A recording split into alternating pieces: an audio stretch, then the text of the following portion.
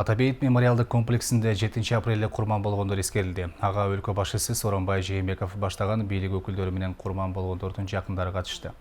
Жээнбеков бул күнгө отурлай элге кайрылуу жасап, 7 апрель жаңы доордун саясий, экономикалык жана коомдук чоң өзгөрүштөрдүн башталышы жана жаңылануунун башаты экенин айтып, апрель элдик революциясынын чыныгы баасын бийик баркын эстен чыгарууга акыбыз жок деди. Ал эми экс-президент бул күндүн шылтоосу менен арбактарга Куран окутулмуш болуп, төр көрсөткөнү менен баягы адатынча ар кимди жамандаганга жетишти. 2010 жылдагы апрель ыңкылабына быйыл туура 9 жыл толду. Мамлекет башчысы Сооронбай Жээнбеков баш болгон бийлик өкүлдөрү 7 апрелде курман болгондордун жана жабыркагандардын туугандары, элдик апрель окуяларынын катышуучулары бул күнү Атамбаев мемориалдык комплексинде революцияда каза болгондорду эскеришти. Алар эскерүү монументине гүл коюшуп 1 мүнөт үн катпай турушту. Курман болгондордун элесине арналып Куран окулду.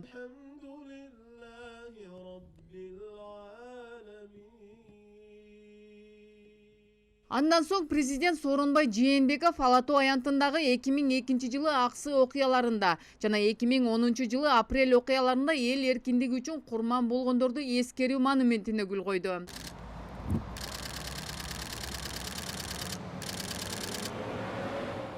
Мунун алдында президент Сооронбай Жээнбеков кыргыз элине кайрылуу жолдоду. Өлкө башчысы биз элибиздин эркиндиги, бакубат жашоосу, өлкөбүздүн бүтүндүгү үчүн шейит кеткен мекендештерибиздин курмандыгын эч качан унутпайбыз деди. 2010 жылдын 7 апрелиндеги кайгылуу окуяларда курман болгондордун эрдигине терең таазим этип, алардын элесин түбөлүккө калтыруу максатында кыргыз элинин адилеттик үчүн күрөшүндө тарыхый мааниге ээ болгон элдик апрель революциясынын юбилейлик 10 жылдыгын 2020 жылы белгилөө жөнүндө жарлыкка кол койгонун билдирди. Бул күнү ушул эле элдик революцияны өз максатына пайдалангандар да болду. Маселен, экс-президент Атамбаев 7 апрелде курман болгондорду эскеребиз деген шылтоо менен элди чогултуп алып, адаттагыдай бийлик өкүлдөрүнө асылганын токтоткон жок. Баягы көңүн адат калабы дегендей эле болду да. Өткөндө 17 мартта аксылык 6 азамат каза болгон, Шерал Назаркулов каза болгон, ошонусуна дагы Куран окуттум деп шылтоо кылып, анда дагы бир саясий театрализованный шоу кылган да. Кечээ дагы каза болгон 87 баатырлардын арбагына Куран окутуп атам деп коет дагы, Куран окутуп атам деп коюп, анан ошол күнү кайрадан баягы асыл майын башталды. Ошо балдардын өлүмүн бул өзүнүн саясий кызыкчылыгына пайдаланып, ошо балдардын өлүмү менен 6 жыл президент болду. Баягы бүт байыды, өзүнүн баягы кланын байытты. Алардын баары түрмөгө түштү акыры. Анан өзү да ошо чукулдап баратат го, түрмөсү ошо. Медиа форумда орун алган жыйында резолюция кабыл алынып, бийликке бир нече талаптар коюлду. Алар талаптары аткарылбаса 2 айдан кийин митинг өткөрүшөрүн билдиришти. Анткени менен Атамбаевдин мындай билдирүүсү коомчулукта кескин сын пикирлерге кабылды. Эми аны Атамбаев көздөп атат. Анан Атамбаевдин айланасындагы бир анча-мынча адамдар калган экен. Бирин-экин аялдар жүрөт, эч кандай идеясы жок эле, жөн депутат болуп алган ошо кишинин аркасы мененчи. Анан бирин-экин тияк бияк өткөн саясатчылар жүрөт, башка эч ким ал жерге уже бир аттуу баштуу адамдар барбай калды да, ачыгын айтканда. Анан азыр мындай революциялык синдром же башка жок азыр.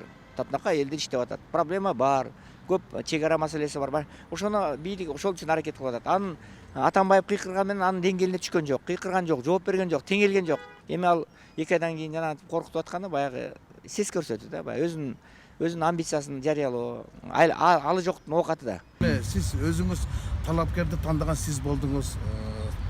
Талапкер ал болсо саяпкер сиз болдуңуз. Бизди чуркагыла дедиңиз, чуркадык, шайла дедиңиз, шайладык, эми бүгүн жайла десеңиз бул уят, биз андайга барбаш керек. Эми сиз адашсаңыз дагы мамлекет азыр жолунан адашпаш керек. Биз ага жол бербешибиз керек. Адистердин айтымында экс-президентти эми эч ким ээрчибейт. Анткени ал элдин ишеничинен эбак эле чыккан. Ал тургай жакын деген тарапташтары, керек болсо достору да андан баш тартышкан. Сапар Исаков баштаган, Кубанычбек Кулматов, жанагы Албек Ибраимовдордун баардыгы ушуна 2 үйүн куруп берген, особняктардын баардыгын, туурабы? Бүт шартты түзүп берген.